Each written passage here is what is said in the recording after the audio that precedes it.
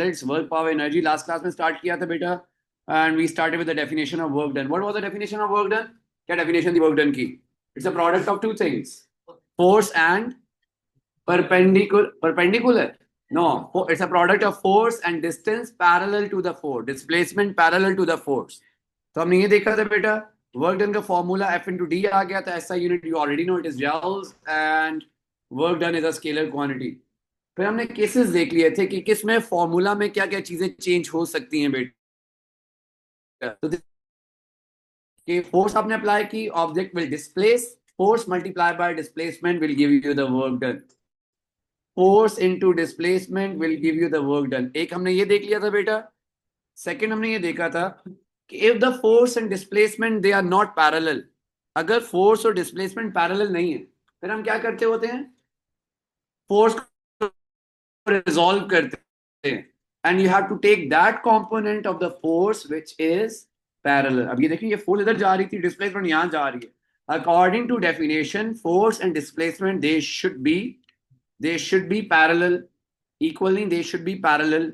So in this case we can see force and displacement, they are not parallel.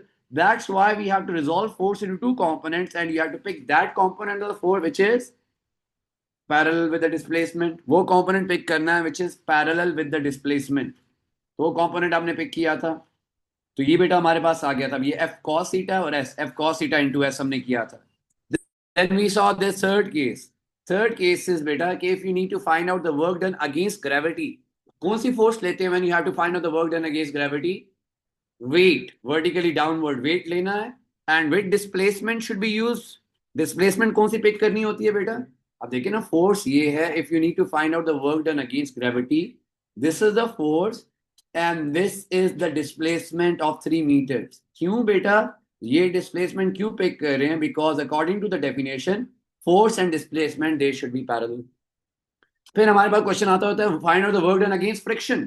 Find out the work done against friction. अब friction ये लग रही है, displacement भी यही चलेगी, पैरेलल विद द डिस्प्लेसमेंट.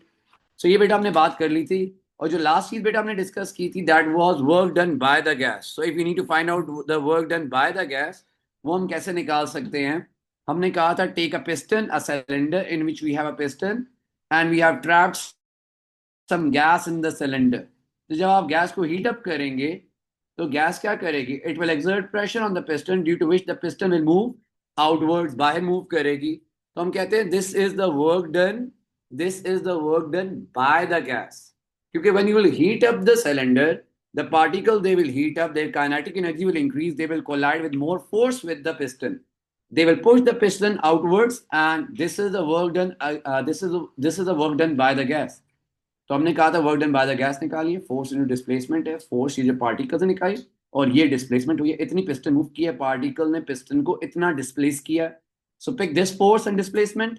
हमने कहा था okay, we have this formula work done, but if we need to find out the work done by the gas, then we need to upgrade our formula according to pressure and volume. तो हमने कहा था okay, replace force with F over A से आ जाएगा pressure into area. यहाँ पे force को हमने रिप्लेस कर दिया, प्रेशर इनटू एरिया. और एरिया इनटू डिस्प्लेसमेंट क्या होता है? बेस एरिया इनटू हाइट, और एरिया इनटू लेंथ, ये क्या होता है? वॉल्यूम.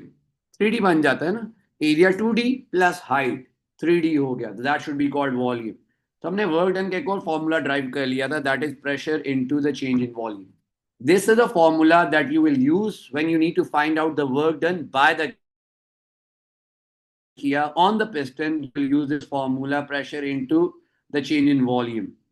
तो ये बेटा हमने देख लिया था. बाकी you already know this thing के area under the graph of pressure volume will give you the work done.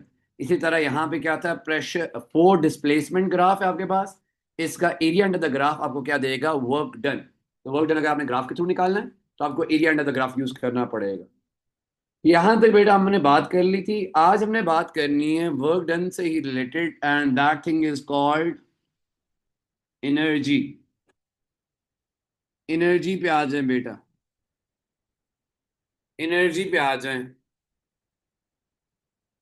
What is the difference between the work done and energy? यार बेटा कोई डिफरेंस है वर्क डन और energy के बीच में?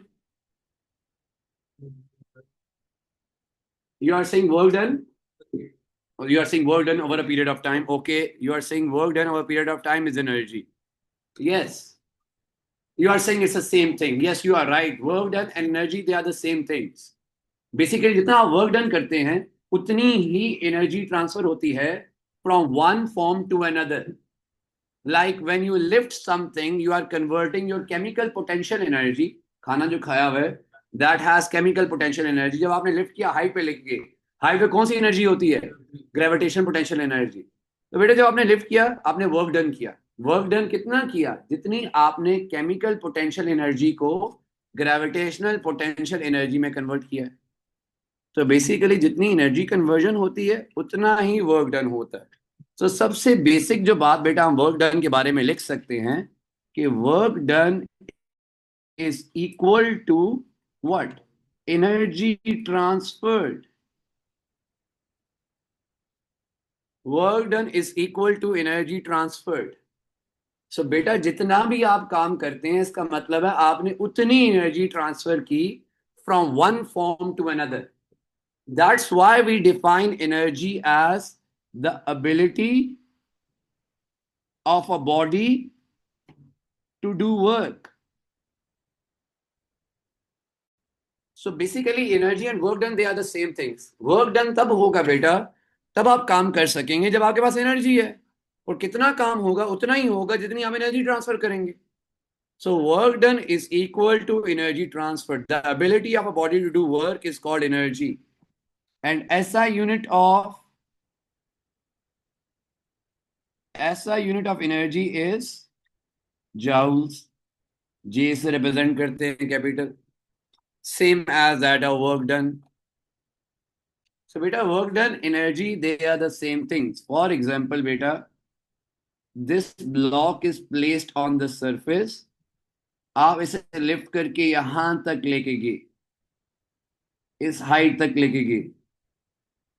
So let's say आपने कहा कि मैंने वर्क डन किया इस ब्लॉक पे 20 joules by lifting it from this point to this point. So आपने कितनी एनर्जी ट्रांसफर की है? एनर्जी ट्रांसफर्ड कितनी है बेटा? That is also equal to 20 joules. तो जितना आप वर्क डन करते हैं बेसिकली उतनी ही एनर्जी ट्रांसफर होती है from one form to another. यहां पे कौन सी एनर्जी ट्रांसफर हो रही होगी? केमिकल पोटेंशियल एनर्जी जो फूड में होती है, जो आपकी बॉडी में है, that is chemical potential energy. और किसी चीज को हाइट पे लेके जा रहे हैं तो उसमें कौन सी एनर्जी होती है? Gravitational potential energy. So work done of 20 joules is equal to the energy transferred. So जितना भी आप काम करते हैं बेटा basically you are transferring that amount of energy from one form to another. आप एक फॉर्म से दूसरी फॉर्म में जा रहे हैं. So they are the same things. तो आपके पास अगर एनर्जी है then you will be able to do some work. अगर एनर्जी नहीं है तो वर्क डन नहीं हो सकता. ठीक होगी बात ये? तो ये पता होना चाहिए अबाउट एनर्जी. टाइप्स पे आ जाए बेटा. टाइप्स ऑफ एनर्जीज कितनी कौन कौन सी टाइप्स होती हैं? You have kinetic, you have what? Potential, you have heat, you have sound, you have nuclear. There are different types of energy. Chemical वो पोटेंशियल में ही आ जाएगी हमारे पास. सो फर्स्ट इज बेटा सबसे बेसिक जो हम बहुत ज्यादा यूज करते हैं that is kinetic energy, the first form of energy. Second is potential energy. Kinetic energy, potential energy. Then we have heat energy. ये basic types हैं. बहुत सारी types हैं energies की. Then you have light energy. Then we have nuclear energy. So kinetic, potential, heat, you have sound energy as well. So these are the main types of energy जिसमें हम कुछ sound इस बार discuss करेंगे, nuclear भी discuss करनी है हमने. Heat के बारे में we'll talk about heat thermal energy in E2. तो हम different types of energies को throughout A levels में discuss करना है बेटा. Potential has further 3 types that we need to discuss. बहुत सारी टाइप्स है पोटेंशियल की भी, but we need to discuss just 3 types of potential energy. कौन कौन सी? एक है बेटा ग्रेविटेशनल पोटेंशियल एनर्जी, जो अभी आपने मुझे बताया gravitational potential energy. Then we have elastic potential energy, जो अभी आप डिफॉर्मेशन ऑफ सॉलिड्स में डिस्कस करके भी आए, जो कैसे निकाल सकते हैं by using area under the graph of force extension graph. Force extension graph का एरिया अंडर द ग्राफ आपको इलास्टिक पोटेंशियल एनर्जी देता है, and the third is the chemical potential energy. Chemical potential energy होती है bonds में, कोई fuel है, petrol है, डीजल है, उनके बॉन्ड में जो एनर्जी स्टोर होती है दैट इज केमिकल। फूड के जो बॉन्ड में स्टोर होती है that is what, chemical. Gravitation height की वजह से होती है, पोजीशन की वजह से, इलास्टिक बिकॉज ऑफ स्ट्रेचिंग और compression. When you stretch something, when you compress something, you have elastic potential energy. So these are the main types. इसमें हमारी डिस्कशन होनी है बेटा इनके बारे में। बाकी ये हम थ्रू आउट फिजिक्स डिस्कस करते रहेंगे। हीट थर्मल में जाकर डिस्कस करेंगे, लाइट कुछ इस साल डिस्कस करेंगे, कुछ नेक्स्ट टाइम। न्यूक्लियर डिस्कस होगी इस साल भी और नेक्स्ट ईयर भी, और साउंड एनर्जी भी हम इस साल डिस्कस करेंगे आगे चल के वेस्ट में जाके। तो अभी हमने स्टार्ट करना है। जो first type of energy that we need to discuss is kinetic energy. Start with kinetic energy बेटा। You know what kinetic energy is. Energy possessed by the body due to its motion. Yes, if something is moving, it will have kinetic energy. You know that. चाहे motion vertical है, चाहे motion horizontal है, चाहे motion is at an angle, whether you have a bigger body या आपके पास small particle, gas particle move कर रहा है, चाहे जितना मर्जी है बड़ा ऑब्जेक्ट है, छोटा से छोटा पार्टिकल है, if something is moving, it will have kinetic energy. So we define kinetic energy as energy possessed by the body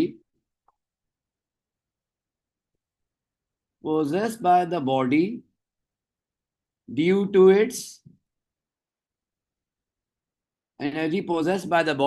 its motion. That is called kinetic energy.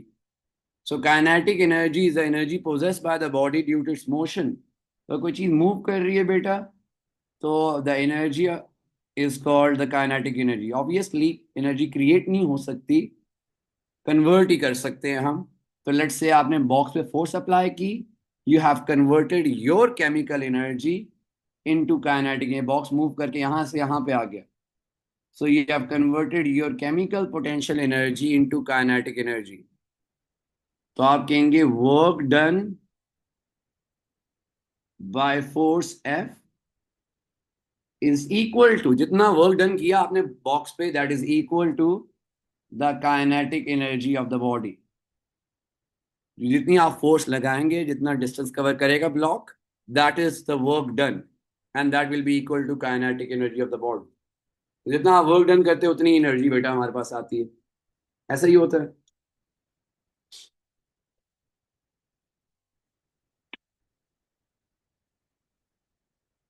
What is the formula of kinetic energy?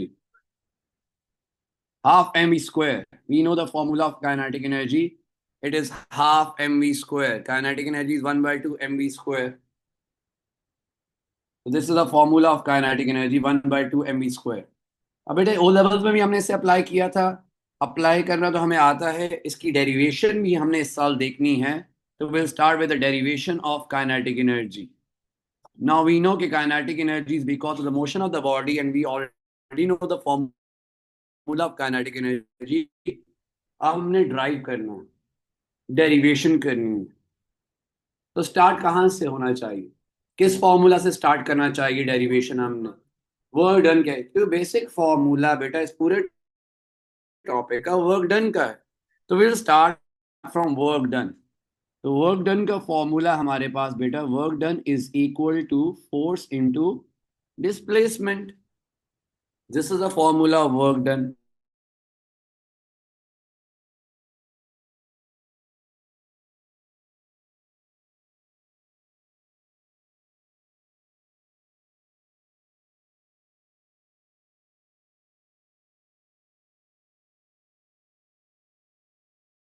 So equal to ma into s.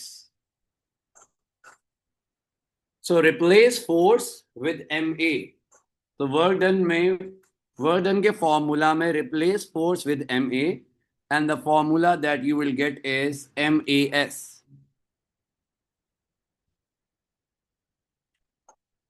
अब बेटा आपकी kinetic energy के formula में s तो कहीं नहीं है, तो get rid of this s.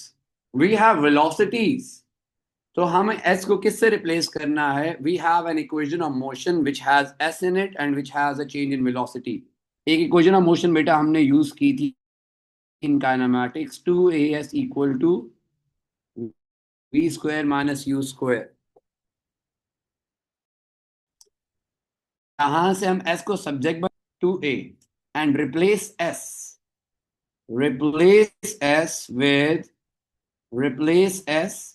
m a s की जगह पे क्या आ जाएगा v square minus u square by 2a.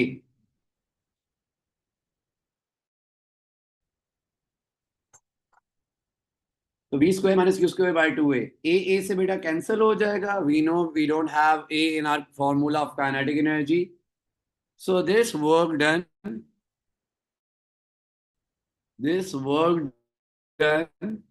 is equal to mv square minus u square.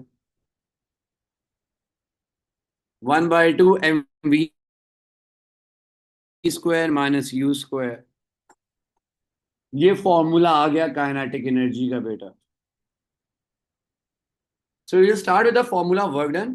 Force put करें ma और डिस्प्लेसमेंट को रिप्लेस करें एक थर्ड इक्वेशन ऑफ मोशन से 2ac equal to v square minus u square से, जो last equation of motion थी हमारी. क्यों लिख रहे होते हैं? क्योंकि हम ये assume करते हैं the initial velocity, the initial speed of the object is 0. That's why we put 0 in place of u and the formula is half mv square. अगर वो 0 नहीं होगी, let's say you start from 12 metre पर second और आप 30 metre पर second पे जाते हैं, तब देखते हैं कितना चेंज आया. Then your initial speed will be 12 and final will be 30. लेकिन हम अपने फॉर्मूला में अज्यूम करते हैं कि body will start from rest. तो रेस्ट से जब स्टार्ट करेंगे तो इनिशियल वेलोसिटी हमें पता है 0 हो जाएगी if the body starts from rest.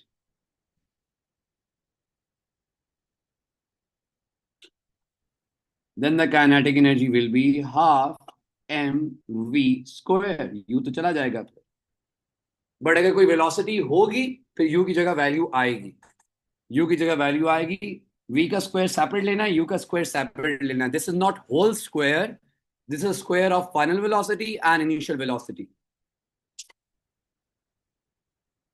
So बेटा first thing, amount of work done is equal to energy.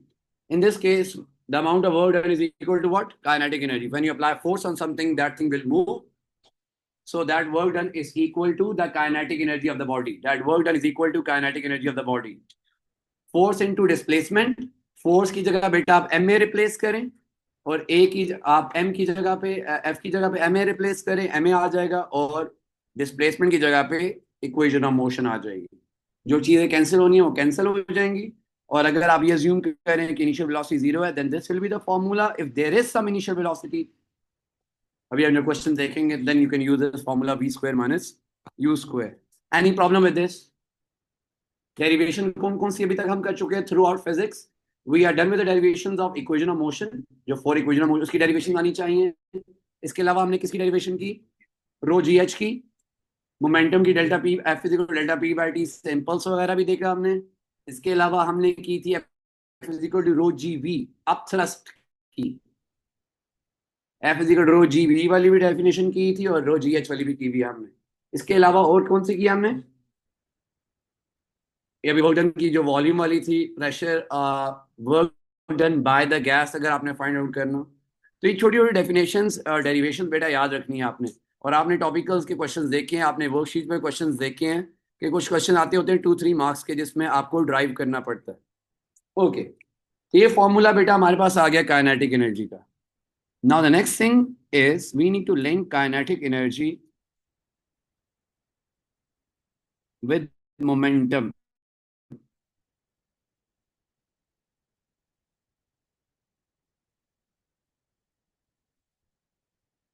Kinetic energy with momentum. We know these two things are linked. क्योंकि momentum में बेटा हमने पढ़ा था there are two types of momentums. कौन कौन से? There are two types of momentums. No. Elastic and inelastic. Elastic collision, inelastic collision. Momentum एक elastic collision की वजह से. दोनों में हमने क्या लिखा था? Momentum is, दोनों momentum conserved होता है. Kinetic energy is only conserved in elastic collision and kinetic energy is not conserved in inelastic collision. So basically momentum और kinetic energy का link है ना. तभी हम काइनेटिक एनर्जी के थ्रू भी ये प्रूव कर रहे होते हैं कोलिजन इलास्टिक है या इनइलास्टिक है। काइनेटिक एनर्जी कंजर्व्ड है तो हम कहते हैं कोलाइड करने के बाद मोमेंटम हमारा कंजर्व रहा इलास्टिक कोलिजन, अगर नहीं रहा तो inelastic collision. So kinetic energy और मोमेंटम को हम रिलेट भी कर सकते हैं। मोमेंटम का क्या फॉर्मूला था? mv, very good. Momentum is p is equal to mv। You know the formula of momentum बेटा, याद है आपको, याद होना भी चाहिए। The formula momentum is mv। The formula of kinetic energy is half mv square. अब हमने इन दोनों को आपस में करना है लिंक। हमने एक ऐसा फॉर्मूला बनाना है कि काइनेटिक एनर्जी का फॉर्मूला मोमेंटम आ रहा हो या मोमेंटम के फॉर्मूला में काइनेटिक एनर्जी आ रही हो, ताकि एक चीज गिवन हो आप दूसरी निकाल सके। तो अगर बेटा यहाँ पे मैं v को सब्जेक्ट बना लूं तो क्या बन जाएगा? p by m, and replace v in the formula of kinetic energy with p over m, whole square।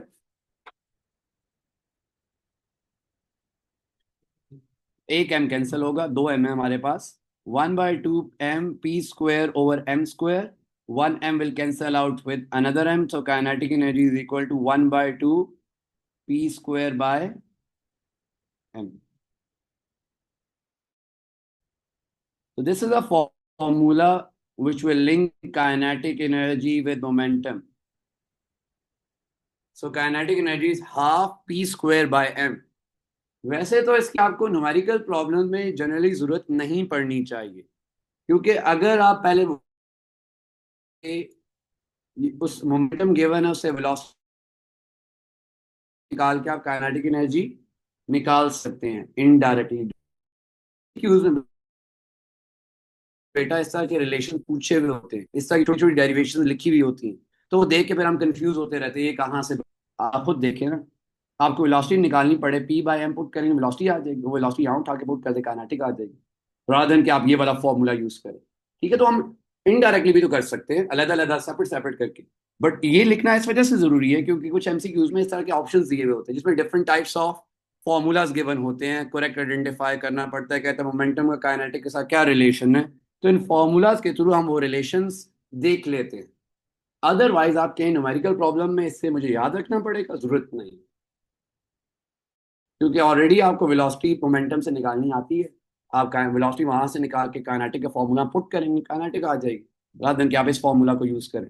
ठीक है, लेकिन इसे माइंड में रखना है कि आप लिंक कर सकते हैं, एक दूसरे की वैल्यूज पुट कर सकते हैं। So these are the things that you should know about kinetic energy. अभी आगे चल के हम इसके क्वेश्चन भी देखेंगे। अभी नेक्स्ट टाइप पे आए, the next type is potential energy.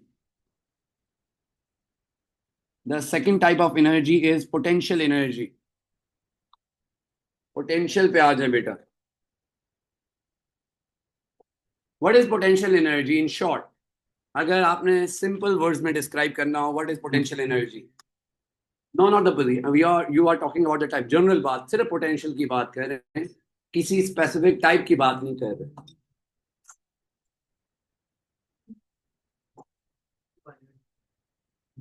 Come on, energy, potential energy. हाँ, सिंपल पोटेंशियल एनर्जी का वर्ड, पोटेंशियल का वर्ड क्या आता है? आपसे कोई कहता है आपका पोटेंशियल बहुत हाई है, आप ए स्टार ले सकते हैं, तो पोटेंशियल है आप में, इसका मतलब है कोई चीज अंदर आपके स्टोर्ड है जो अभी तक आप यूज नहीं कर रहे। तो potential is basically the stored energy. So in simple words, potential is the stored, आप उसे यूज करते हैं, that stored energy will be converted into other forms of energy. So basically potential का वर्ड जब आता है बेटा, इट मींस स्टोर्ड एनर्जी। अब वो स्टोर्ड किस रीजन की वजह से, वो डिफरेंट टाइप्स में डिफरेंट रीजंस आती हैं हमारे पास। So potential is stored energy, and the first type of stored energy is gravitational potential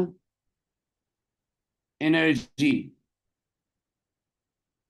Gravitational potential energy, the first type of stored energy is gravitational potential energy। Define कर सकते हैं, you know gravitation potential energy is stored energy because of height कहते हैं, लेकिन ज्यादा बेहतर height, height का word ज्यादा बेहतर नहीं है। Position in what? Mid air. No, एक और चीज है, मेंशन करें उसे, फॉर्मूला में भी आती है वो चीज। Gravity, basically energy, it's the energy stored due to the position of the object in the gravitational field. जब अर्थ के रीजन के अंदर है, एटमॉस्फेयर के अंदर है, जहां तक ग्रेविटी एक्ट कर रही है वहां तक जीपी एक्ट करेगी। As soon as you go out of the atmosphere, जहां पे जी की वैल्यू जीरो, तो जीपी भी जीरो है। So it is the energy of a body due to its position above earth surface, आप कह सकते हैं, या ड्यू टू ग्रेविटेशनल फील्ड आप कह सकते हैं। दोनों तरह से आप डिफाइन कर सकते हैं। हाइट को मेंशन ना करें या पोजीशन को आप कह रहे हैं, क्योंकि gravitation potential energy is due to the position of the body. तो बेटा एक डेफिनेशन आप लिख सकते हैं, energy stored in the body, energy stored in the body due to its position,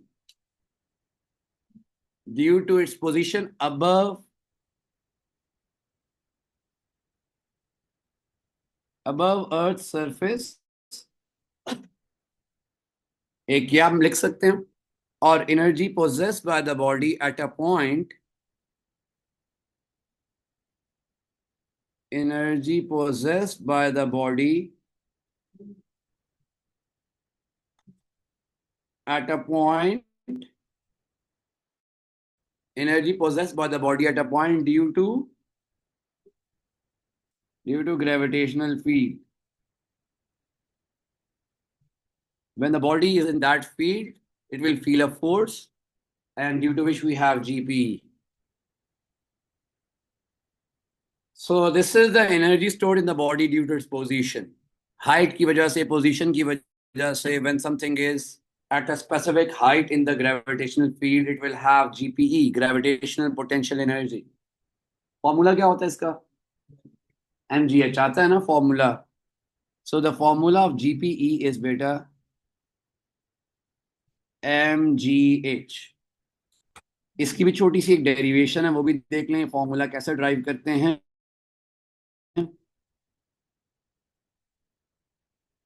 formula हम कैसे ड्राइव करते हैं बेटा? वर्क डन के फॉर्मूला से। वर्क डन का क्या फॉर्मूला होता है? Force into displacement again. So बेटा when you will lift something, you have to do the work done against the weight, against the gravity. So this force should not be just force, it should be the weight of the object. क्योंकि आपको lift करने के लिए you have to overcome the force of gravity. तो यहाँ पे force की जगह पे आ जाएगा W is equal to mg। तो यहाँ पे वर्क डन अगेंस्ट ग्रेविटी की जब बात आएगी तो फोर्स आ जाएगी mg। ये वेट यहाँ रिप्लेस होगा, because weight is a force. तो लिफ्ट करने के लिए you have to overcome that weight, you have to overcome that force. So GP will be equal to mg, और ये डिस्प्लेसमेंट क्या होगी? The vertical displacement, and the vertical displacement is called the height. तो ये height आ जाएगी बेटा आपके पास। तो ये वर्टिकल डिस्प्लेसमेंट है, क्योंकि लिफ्ट कर रहे हैं, हॉरिजॉन्टल तो हो नहीं सकती जीपी के लिए, वर्टिकल होनी चाहिए। ये जीपी का फॉर्मूला हॉरिजॉन्टल के लिए तो है ही नहीं, तो वर्टिकल के लिए है।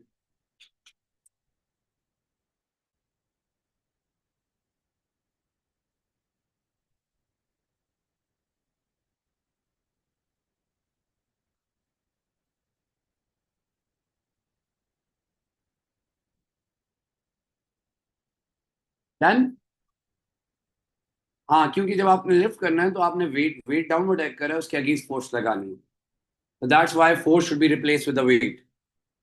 ओके बेटा, अब इसमें एक चीज जो आपने आई थिंक ओ लेवल में सीखी नहीं है, कि फॉर एग्जांपल आपने ऑब्जेक्ट को मूव करवाया from the surface. Let's say object was at this position, this was the centre of mass, centre of gravity of the object. आप लिफ्ट करवा के बेटा यहां तक लेके गए,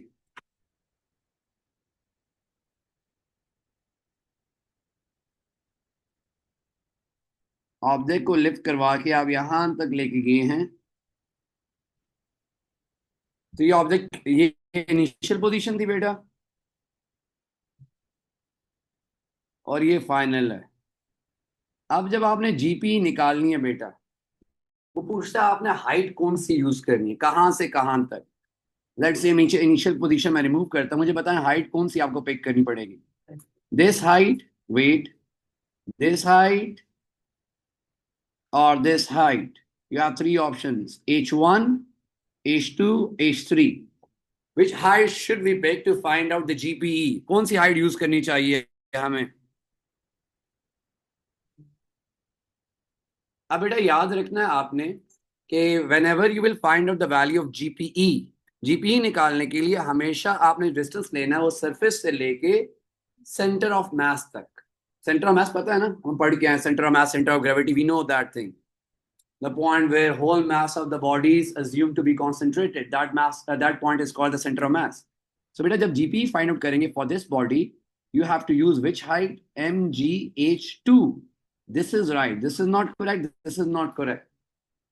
हमेशा आपने सेंटर से लेना है ऑब्जेक्ट के सेंटर से, सेंटर ऑफ ग्रेविटी से, सेंटर ऑफ मास से आपने हाइट पिक करनी है बेटा, ठीक है। फॉर एग्जाम्पल क्वेश्चन में अगर आपसे क्या देता है,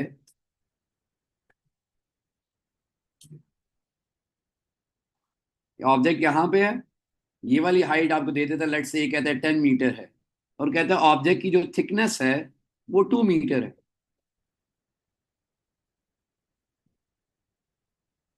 ठीक हो गया। हाइट इसकी 10 मीटर है और ऑब्जेक्ट की थिकनेस 2 मीटर है। मुझे बताएं हाइट ओवरऑल जीपी निकालने के लिए कौन सी पिक करनी है, 10 या 12? 10 या 12? ना 10 ना 12, क्योंकि अभी मैंने आपको बताया था कि आपने सेंटर से पिक करना है, सेंटर से लेके ग्राउंड तक। तो सेंटर से लेके ग्राउंड तक ना 10 है ना 12 है, तो ये सेंटर से कितनी बन गई, ये बन गई कितनी, 1 बन गई ये वाली वैल्यू। तो 1 हमारे पास ये बन गई, 1 + 10 will be 11 centimetre. So this should be your height which you will use to find out the value of GPE. So it should be from the centre of mass. Good अभियान बेटा। सो इस बात का भी ध्यान रखना पड़ेगा हमें, क्योंकि डायरेक्टली जो है वो हाइट कभी कभी हमें ये वाली, ये डायरेक्ट हाइट सेंटर से नहीं दे रहा होता, ये सेपरेट देगा, और ऑब्जेक्ट की थिकनेस या लेंथ सेपरेट दे रहा होगा। तो we need to see how much distance is there from the bottom side to the centre, वो अलग से निकाल के आपको ओवरऑल हाइट में ऐड करना पड़ेगा, ठीक होगी बेटा ये बात। तो 11 centimetre. So you have two energies now. Kinetic is because of the motion of the body, and GP is because the potential is the stored energy, and GP is because of the position of something, of a body in the gravitational field. किसी point में body को आपने lift किया, the gravitational field उसकी GP आ जाएगी, तो आपने अपनी एनर्जी को कन्वर्ट किया into GPE. The chemical potential energy is converted into GPE. Okay बेटा, next thing that you should know about the energy is law of conservation of energy, जिसकी हम बार बार बात कर रहे हैं। Law of conservation of energy, ये एनर्जीज के बारे में ही, work done energy, power, work done power energy है। तो अभी एनर्जी डिस्कस करें, इसके बाद पावर एफिशिएंसी डिस्कस करना, that's it. So what is law of conservation of energy? इससे पहले हमें एक और कंजर्वेशन लॉ हमने डिस्कस किया था, that is called law of conservation of momentum. Law of conservation of momentum क्या कहता है कि total momentum of an isolated system is conserved, कि टोटल मोमेंटम किसी क्लोज सिस्टम का क्या होता है, कंजर्व्ड होता है, कि कोलाइड करने से पहले जितना मोमेंटम है, कोलाइड करने के बाद भी उतना ही मोमेंटम होता है हमारे पास। तो टोटल मोमेंटम क्या रहता है, कंजर्व्ड रहता है, कम ज्यादा नहीं होता। For example this is a close system, इसमें पार्टिकल्स कोलाइड करें, पार्टिकल का जो टोटल मोमेंटम ओवरऑल है वो क्या है, सेम है। सेम लॉ बेटा यहाँ पे अप्लाई होता है। Basically these two laws they work together. Law of conservation of energy, अगर law of conservation of momentum obey हो रहा है तो law of conservation of energy automatically obey होगा। तो दोनों बिल्कुल साथ साथ काम करते हैं। Law of conservation of energy क्या कहता है कि total energy of a close system is conserve, के क्लोज सिस्टम है उसमें ना एनर्जी ऐड होगी ना एनर्जी माइनस होगी। लेट्स से स्टोन की टोटल एनर्जी है 100 जॉल्स, वो 100 जॉल में लेट्स से 50 इलेक्ट्रिकल है, 50 लाइट है, कुछ और फॉर्म्स में है, वो एक फॉर्म से दूसरी फॉर्म में कन्वर्ट होती रहेगी, लेकिन टोटल कितना रहेगा 100। ना वो 120 होना है, ना वो 80 होना है, कम भी नहीं होना, ज्यादा भी नहीं होना। सो law of conservation of energy कहता है कि energy can neither be created nor be destroyed. It can only be converted from one form to another. You can only convert energy from one form to another. You cannot create energy. You cannot destroy energy. कभी आपने ना create होती हुई देखी है बेटा, ना destroy होती हुई देखी है। The only thing that we can do is we can convert. Power station पे क्या हो रहा है, एनर्जी कन्वर्जन हो रही है। हाइड्रो इलेक्ट्रिक पावर स्टेशन में चले जाएं, वाटर को डैम वॉल के पीछे स्टोर किया हुआ है, हाइट रिजर्वायर के अंदर हाइट की वजह से जीपी है, वो जीपी कन्वर्ट हो जाती है electrical.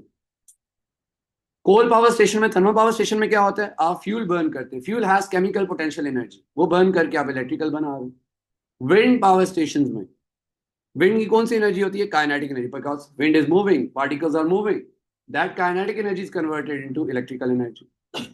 Solar energy is converted into electrical energy through solar panels. तो डिफरेंट फॉर्म्स ऑफ एनर्जी आप कन्वर्ट ही कर रहे हैं। आप मूव किस तरह कर रहे हैं, you have chemical potential energy, you are converting that chemical potential energy into kinetic energy plus heat energy, क्योंकि सरफेस फ्रिक्शन है, एयर फ्रिक्शन है, तो कुछ एनर्जी आपकी थर्मल में कन्वर्ट हो रही है, but the total energy of the system is conserve. So law of conservation of energy जो स्टेटमेंट है बेटा वो ये है, energy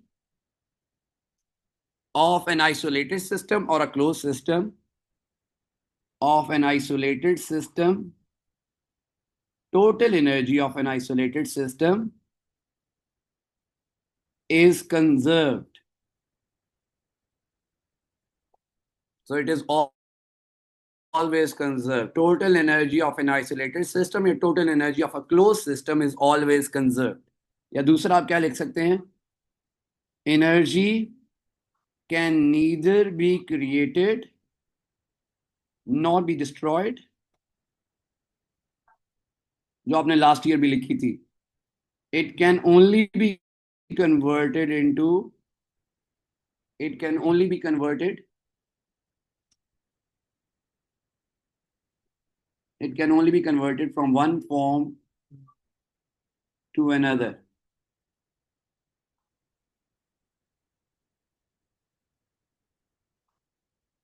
So energy cannot be created, it cannot be destroyed. You can only convert the energy from one form to another. For example, beta,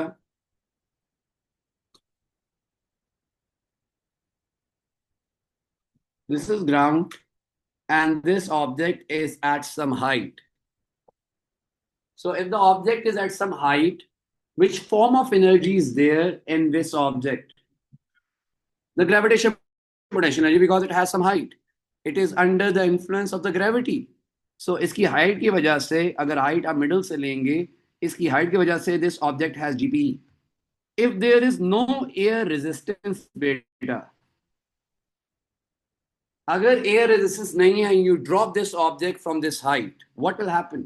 What will happen to this GPE? GPE पे क्या फर्क पड़ेगा, कम होगी ज्यादा होगी?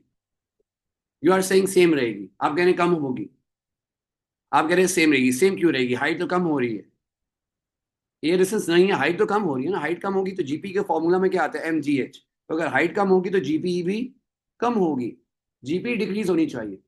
लेकिन according to law of conservation of energy, energy can not be destroyed, energy can not be destroyed. GP कम हो रही है, कहाँ जा रही है, डिस्ट्रॉय तो नहीं हो सकती, कहाँ जा रही होगी, काइनेटिक में, अगर एयर रेजिस्टेंस नहीं है तो। Otherwise kinetic plus heat, thermal energy, yes.